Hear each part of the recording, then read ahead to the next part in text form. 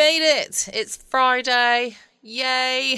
I'm very pleased the week is over. I felt quite poorly all week, but I've continued to work. I'm a martyr. I've soldiered on. Haven't been very productive, if I'm completely honest, but I've made an effort. That's all I can say is I've made an effort. But the weekend is here, and if you're in the UK like me, then you get an extra long weekend because it's a public holiday or a bank holiday on Monday, which will be nice. If the weather will make its mind up and stay nice, that would be even better because it really can't decide what it's doing. Very, very temperamental, our weather, especially at the moment. Don't know why. Hopefully you've got something nice lined up for the weekend, whatever you are up to. I don't think I've got much planned, which in a way is quite nice. I was supposed to be going away this weekend, but because I feel a bit rough still and the weather can't decide what it's doing, then I've decided I'm going to stay home. Might pop out, but I'm not doing anything much. I might try and get some of that painting done that I keep going on about. Who knows? Friday night, anyway, we have an episode of Let George Do It. Standard of California, on behalf of independent Chevron gas stations and standard stations throughout the West, invite you to Let George Do It. Another adventure of George Valentine. Personal notice. Danger is my stock and trade.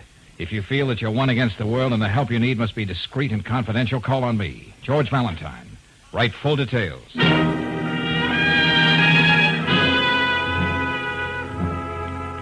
Mr. Valentine, in this whole world, there's only one person I care about, my 12-year-old daughter, Penny. This Friday, I lose her, unless I can make her change her mind about me. You may be the one person who'll believe my side of the story instead of the juicy tabloid version everyone else chooses to believe. If this appeals to your, let's say, chivalrous side... To your, let's say, chivalrous side, I'll be home all day tomorrow. 19 Montclair Drive, Lakeside Heights. Signed, Barbara Eversole. Barbara Eversole? What do you know? What do you know? Barbara Lawson Eversole. All right, so she has a maiden name. Hey, you know, I flunked medieval history in college because of this gal. You mean she wouldn't let you copy from her paper? Nothing as intimate as that, Angel. You see, she was in a musical comedy, and had stayed in town for 6 weeks. Uh-huh. Matinees Tuesday and Thursday, 2:30. Same time as my class in medieval history. Yeah, I know. You had a conflict. On my history exam, they asked me who sank the Spanish Armada. And the only name I could think of was Barbara Lawson, the most beautiful girl in the world. To quote the post-it. And I thought you worked your way through college. Yeah, except on those Tuesdays and Thursdays. Brooksy, we're going to drop in on Barbara Eversole, if just for auld lang syne.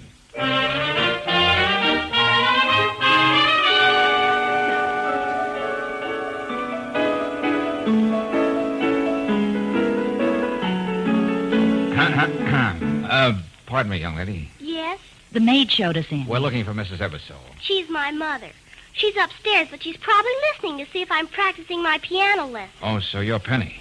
You know something? What's that, dear? I could play like this.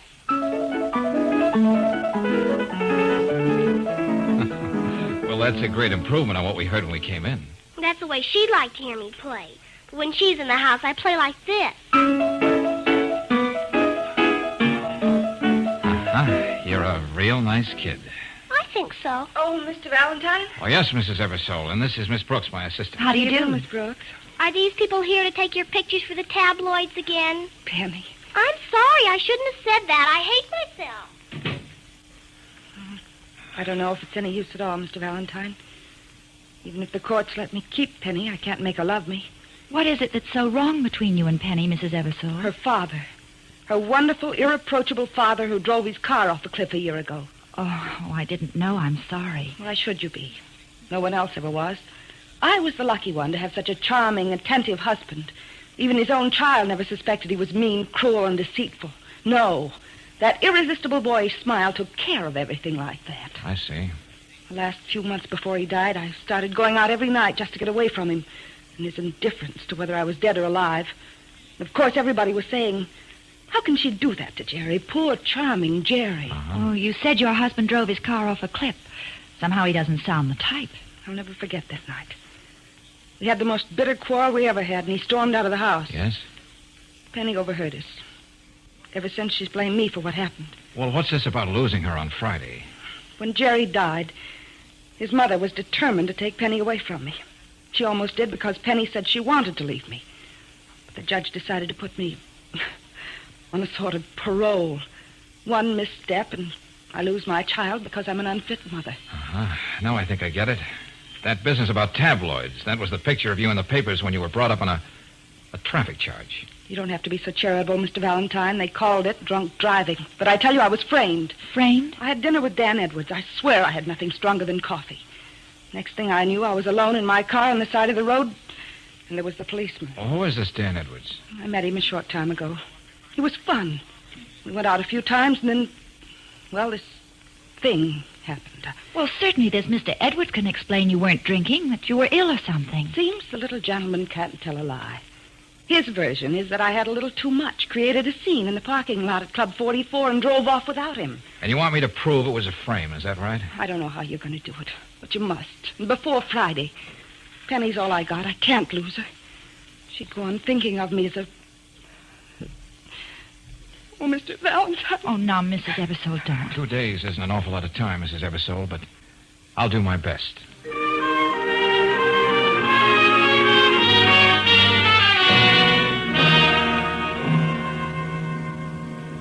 I won't be hypocritical, Mr. Valentine, Miss Brooks. I'm glad this thing happened to Barbara. Mrs. Eversole, isn't that a pretty harsh thing to say about your daughter-in-law? I told Jerry you should never have married a girl like that. No, Mother. Barbara was Jerry's wife. And you're his brother, Leonard. You should be glad we're getting Penny away from this woman on Friday. Oh, we've heard so much about your son, Jerry. Yes. When Jerry walked into a room, the other men there stopped existing. You could tell that just by looking into the eyes of every woman. Yet he was kind and gentle. And when he smiled... Yes, we've heard all about that smile. I can understand your skepticism, Miss Brooks, but Mother's quite right. My younger brother was admittedly perfect. Mrs. Eversole, I just dropped in to tell you I'm playing on Barbara's team. Young man, you're wasting your time. There's no other explanation for what happened to Barbara that night, except the obvious one you'll find on the police blotter. I'm afraid, Mr. Valentine, my sister-in-law hired you to make her story sound a little more plausible. Could be. I'm going to have that child if it's the last thing I do. And I'm going to see that Barbara gets an even break if it's the last thing I do. Come on, Brooksy. Yes, George. Hey, look, Brooksy. How would you like to go to Club 44 tonight? I can recommend the food, and the music's not too bad. Oh, I'd love it, darling. What time will you pick me up? You're going to be there alone. Alone? Well, not exactly. If I've got the right slant on this thing, you'll be with Dan Edwards most of the evening. Dan Edwards? Uh-huh. I'll be waiting at Barbara's for your call. Well, what am I supposed to do? Mostly be your beautiful self, Brooksy. But to be more specific, here's the deal.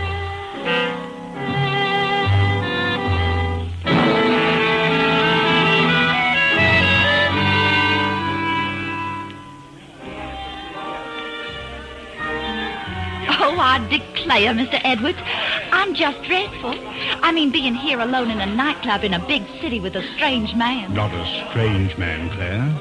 Just a lonely man. Oh. When Edwanda, the head waiter, told me that you were here all alone, I couldn't resist coming over to your table and introducing myself. And I wouldn't have it any different, Mr. Edwards. It's Dan. Yes, Dan. Oh, I wonder what Daddy would say if he could see me now. Daddy? He's always saying, Claire, honey, people with our position and money have to be mighty careful whom they meet. Oh, and he's so right. Would you believe it? I slipped out of the hotel after Daddy and Mother went to bed. Aren't I just awful?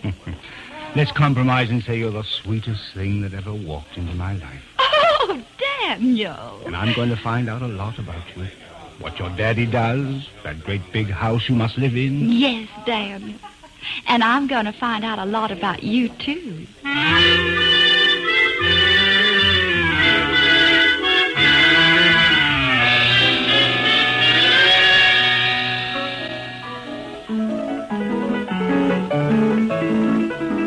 Not just practicing tonight, eh, Penny? Oh, Mr. Valentine. Anyway, she can't hear me. She's in her room, and the door's closed. Penny, you love to play the piano, don't you? Yes, when I'm alone. Well, tell me something, Pieface. Who started you taking piano lessons? She did, and made me practice every day, whether I wanted to or not. And now you love to play, but not when she can hear it. Well, that's kind of cockeyed, isn't it, kid? Well, I don't have to talk to you. I'm going up to bed. Where's my book? Oh, that's it? Yes, let me have it. Yearbook, Denfield College, 1933. Yes, my father's picture is in there. I'll show you what they say about him. dear, doesn't he have a wonderful smile? Listen. Ebersole, Jerry, most popular man on the campus. Captain, water polo team. Most likely to succeed. Yeah, that's all right. None of the others had things like that written about him. Look at the very next one under Father's picture. Eggleston, Frank, campus clown. Good old Eggy. See what I mean? Eggy the clown. Oh, it's good to hear you laugh, dear. Oh, I was just going up to bed. Penny, wait. Good night. Never mind. Did you find out anything, Mr. Valentine? No, but I did want to know a little more about this Dan Edwards. Well, he introduced himself and said he was a friend of Jerry's at Denfell College. Yeah? He told me about the time just before he and Jerry were supposed to graduate. Jerry stole the clapper out of the chapel bell. Oh. Leonard had to square things with the dean and make sure his mother never found out. I see. Mr. Valentine, there was nothing wrong with my going out with Dan. For a year, I kept myself cooped up in this house, trying to be the perfect mother. Always remembering Judge Blanchard saying, "One misstep, Mrs. Ebersole, and Penny goes to her grandmother." And having dinner with Dan once in a while sort of helped take the pressure off. That's right. I can't think of any reason Dan would lie about what happened that night. But what'd you find out about him? Not much, Mrs. Ebersole, not much. But I have an idea that even at this distance, I'm learning more and more about Dan Edwards every minute.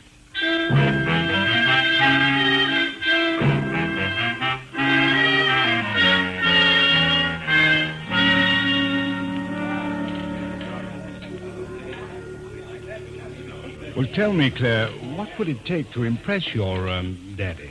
Well, like I keep saying, Daniel, he judges everybody by the substantial people they know. Well, I know some pretty important people in this town. You do? Yes. I advise them on their investments, help them spend their money. Here, just look at this check. Oh, my goodness. $5,000. Agnes Ebersole. Oh, I'm afraid the name wouldn't mean anything to Daddy. Old Mrs. Ebersole. Her family stands for just about everything in this town. I didn't know you were so clever, Daniel. Oh, dear. I've made up my mind. I'm going to call the hotel and tell Daddy I'm right here at Club 44 with a very respectable gentleman he'll be proud to meet. Oh, thank you. Now, you stay where you are, honey. I'll be right back.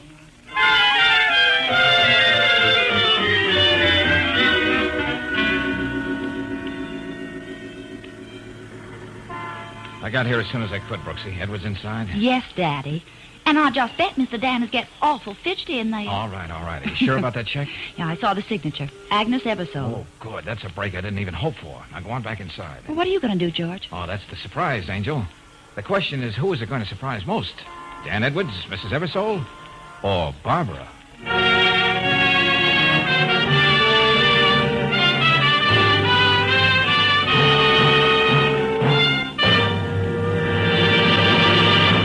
We'll return to tonight's adventure of George Valentine in just a moment. Meanwhile, a word about an extra service. When you're on your vacation trip, you don't expect to find everything just as convenient as it is at home.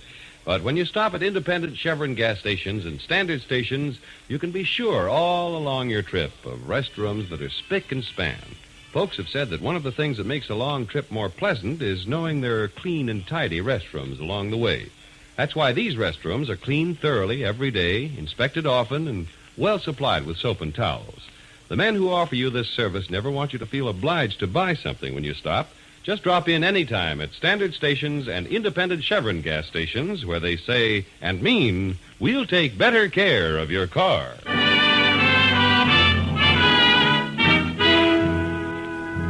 And now back to tonight's adventure of George Valentine. Under what circumstances would you say a mother deserves to lose custody of her child? Well, Barbara Ebersole, ex-chorus girl, is almost certain to be declared an unfit mother, unless George proves that Barbara's recent front-page escapade was a frame-up. At Club 44 now, George makes his way toward the table where Claire is sitting with Dan Edwards, the man who seems to be the key to the whole problem. Hello, beautiful. I beg your pardon. Oh, now don't say you don't know me just because it happens to be true. Now, wait a minute, friend. Friend? Okay, prove it. Introduce me to the lady. Just you paying no heed, Daniel, honey. A belle from Brooklyn. Mind if I sit down? Look, we don't know you, mister. Now, on your way. Please, Daniel, not here. What would Daddy say if he found out I was involved in a fuss? Why, the lady's absolutely right, sir. But I'll be glad to give you satisfaction out in the alley. Okay, smart guy, come on. Don't you hurt him too much now, Daniel, honey. Don't you think you'd better give me the name of your nearest of kin so I can notify him? Okay, brother, how do we begin? You want to knock the chip off my shoulder, or do I just poke you in the nose? Stop the kid stuff. I've got a proposition to make. Now, what are you talking about? I'm working up a business deal with a young lady in there. I've got to impress her. Now, what do you say you take this $10 and have yourself a time somewhere else? Forget the whole thing. Oh, come on, boy. Let's play rough. You're a big, husky lad. Let's see if you can take care of yourself. Okay, I gave you your chance. Now. Oh, what an opening. Hey, what do I have to do to make you sit down? That'll teach you to have to go around waving checks in front of young ladies. Now, where is it? Here we are. $5,000. Mrs. Agnes Ebersole. Paid to Dan Edwards. Well, I wonder how she's going to explain this little payment.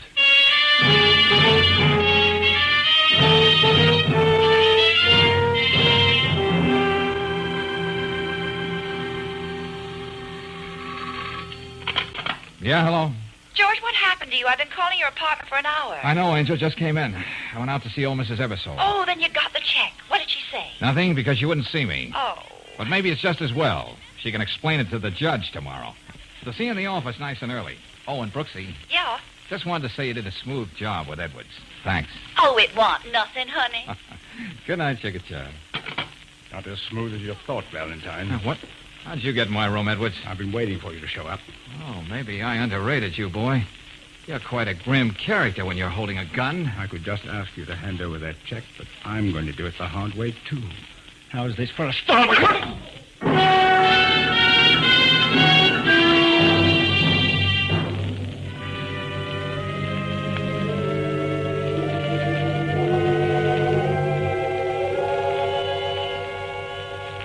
George, you said nice and early in the office this morning, and I... George! Now, no comments on my appearance, Brooksy. Let's just say I overslept with somebody's help. But... The important thing is I don't have that check anymore. Huh? Hey, wait a minute. Hello, Valentine.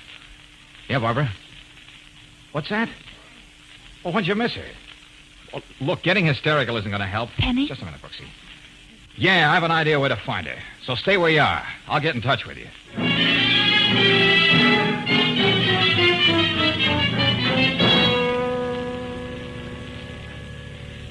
Grandma, don't let him take me away. I won't go back to her, never. I'll see to that, Penny, dear. This is something you have nothing to say about, Mrs. Ebersole. Can't you see, Valentine, it's better this way? You can call Barbara and tell her to meet us at Judge Blanchard's this afternoon. It's a foregone conclusion. He's going to award Penny to us anyway, Leonard. I hate her. I thought this might be the kind of stunt you'd pull, Penny. Now, here, look at me. I mean, straight in the eye. You knew if you came to the judge with your grandmother, your mother wouldn't stand a chance of keeping you. Now, didn't you? What about it? Just this. You're coming home with me. Grandma! Take your hands off her, Valentine. Young man, you're not the police, you know. And it's a good thing, Mrs. Ebersole. You could be charged with abduction, trying to keep Penny here. And another thing. What have you got to say about a $5,000 check you gave Dan Edwards? What? I never issued any such check. Oh, I see we're going to have to play this right out to the end. Come on, Penny. No. Now, don't give me any trouble, Pie Face, because I got a lot of things to do between now and 2 o'clock.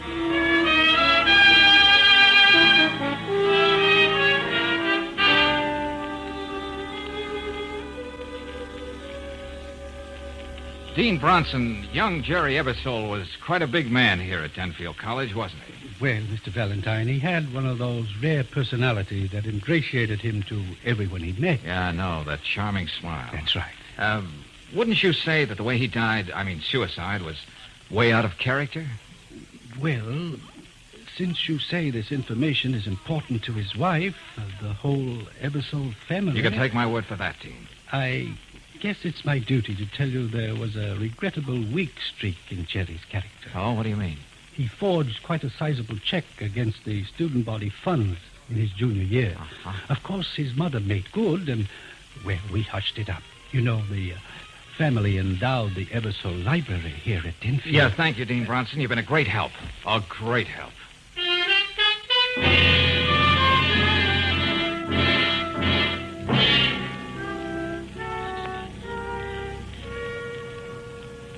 Mr. Dunlap, Jerry Ebersole was working for your brokerage firm when he committed suicide, wasn't he? Why, yes. He was one of our best contact men, Mr. Valentine. He made that Ebersole personality go a long way. Well, I've heard enough about that. Let me ask you a simple, direct question. Yes? How much did Jerry Ebersole steal from your firm? What are you saying? I don't understand. There are two big reasons people commit suicide. One's love, the other's money. Everybody loved Ebersole, the personality boy. Now, how much money did he steal from you? I don't know how you ever found this out, Mr. Valentine. His mother made good. Oh, Grandma to the rescue. We never prosecuted. I do hope there won't be any publicity at this late date. The firm of Dunlap and Garrett is very conservative. How much was it? A shortage of $20,000 in his accounts. I see. I've always thought poor Jerry began to loathe himself so much he just couldn't go on anymore. That was the real reason for his suicide. You're a good psychologist, Mr. Dunlap. Thanks a lot.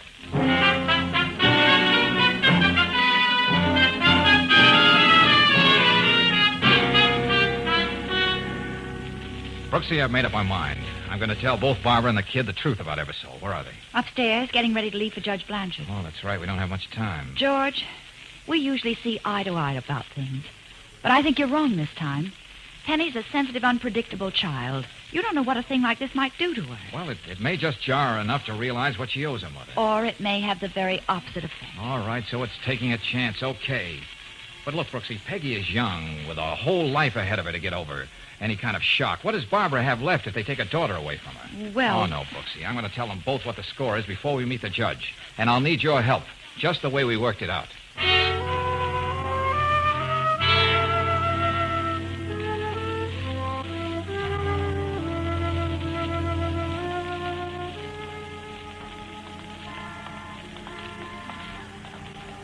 Barbara, we still have a few minutes, and the courthouse is only across the street. Yes? Well, there's something I must tell you. What's that, Mr. Valentine? Suppose we go into this little park and sit down.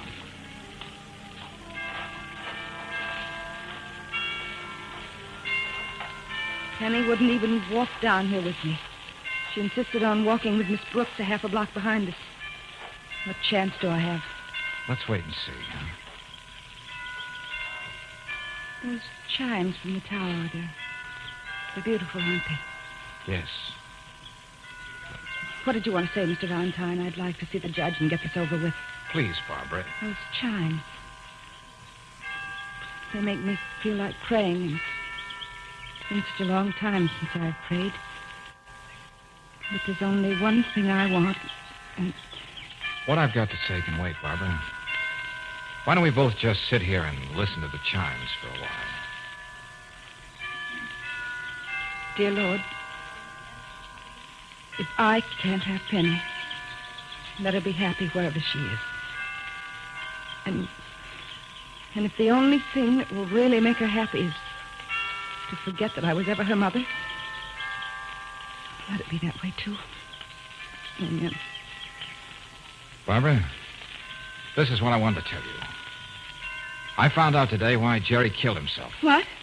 He stole $20,000 from Dunlap and Garrett. Oh, no. That's the truth. And his mother covered for him, just as she did every other time he got into trouble. I don't believe it. You're lying, both of you. Penny, what's she doing here? I didn't know she... I'll never believe that about my father, never. Please, Penny, wait. Oh, Mr. Valentine. I'm sorry. I thought if Claire brought Penny here... Now, whatever slight chance I had is gone. But it doesn't matter. Judge Blanchard's already made up his mind. Let's go and get the formalities over with.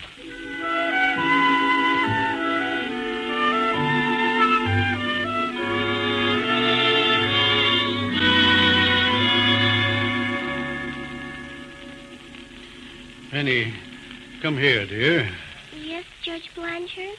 The last time we were together, about a year ago, I had to make the decision about you and your mother. Now it's up to you. I know. Don't be frightened, Penny. Tell the judge how you feel. Yes, Grandma. There's something I'd like to say, Judge Blanchard. Please, Mr. Valentine, what else is there to say? You can see the nervous state of this child. It'll be a crime to let her stay with her mother. Let Penny go on, Mr. Valentine. Okay, but I'm not through. Take it easy, darling. Penny, You're a sensible little girl, and you're old enough to know whom you'd like to live with. Well? Well, Don't be afraid to talk to the judge, Penny.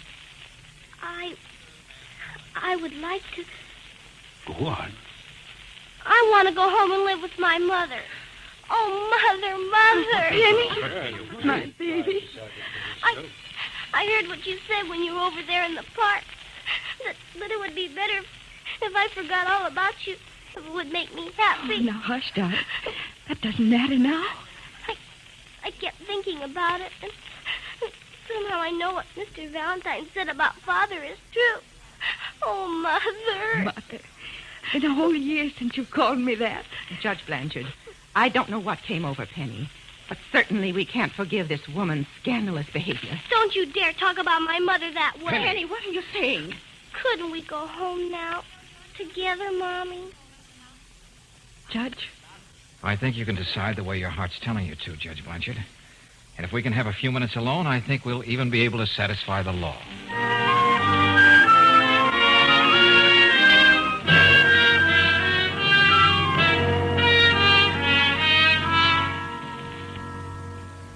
Yes, Judge Blanchard. Leonard hired Dan Edwards to have Barbara conveniently drugged that night. But what would be Leonard Ebersole's reason for doing anything like that? Well, the old girl was prepared to leave her entire fortune to Penny if she could get her legal custody. Leonard wanted to be in the position to administer the estate.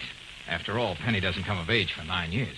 But what about this check to Dan Edwards? You said it was signed by Mrs. Ebersole. Some fancy blackmail, Judge.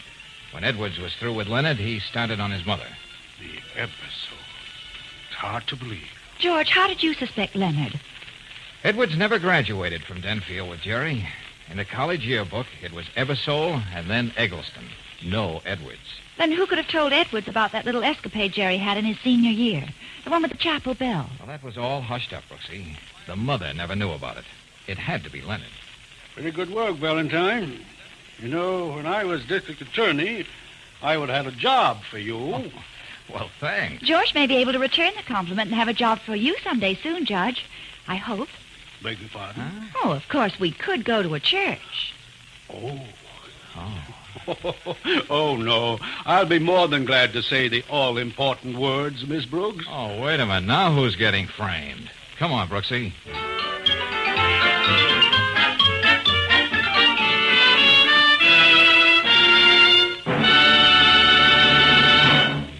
I'd be willing to bet there's not one car owner in 1,000 who could lubricate his car thoroughly. For there are more than 20 vital wear points on the average car, and if most of us tried to find them, it'd be pure guesswork. Even the expert lube men at independent Chevron gas stations and standard stations don't rely on experience alone when they grease your car. Instead, they follow a precise lubrication chart recommended by the manufacturer of your car. And they use RPM greases and oils, each one tailor-made to protect those key wear points. Tailor-made, too, to smooth out shocks and give you easier riding. So for low-cost maintenance and better riding, get a lube job with RPM oils and greases every 1,000 miles at a standard station or an independent Chevron gas station where they say and mean, we'll take better care of your car.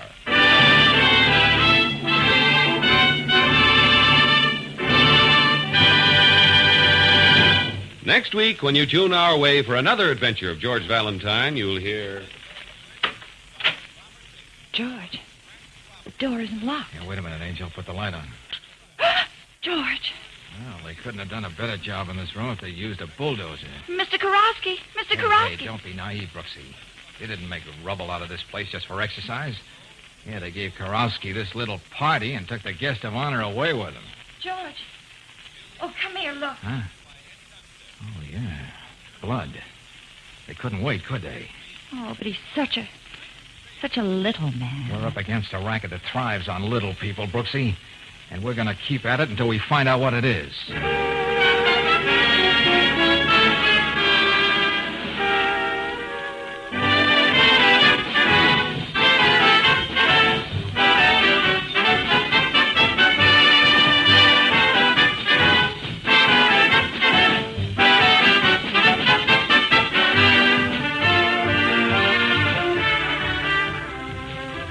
Adventure of George Valentine has been brought to you by Standard of California on behalf of independent Chevron gas stations and Standard stations throughout the West. Let George Do It stars Robert Bailey as George with Frances Robinson as Claire. Tonight's story was written by David Victor and Herbert Little, Jr. and directed by Don Clark. Also heard in the cast were Virginia Gregg as Barbara, Dawn Bender as Penny, Noreen Gamil as Mrs. Ebersole, Stan Waxman as Leonard, Jay Novello as Edwards, and Herb Butterfield as Judge Blanchard. The music is composed and conducted by Eddie Dunstetter. Your announcer, John Heaston. Listen again next week, same time, same station, to Let George Do It. This is the Mutual Don Lee Broadcasting System. Welcome back. I hope you enjoyed the latest episode of Let George Do It. See, I knew that episode wasn't going to be about me.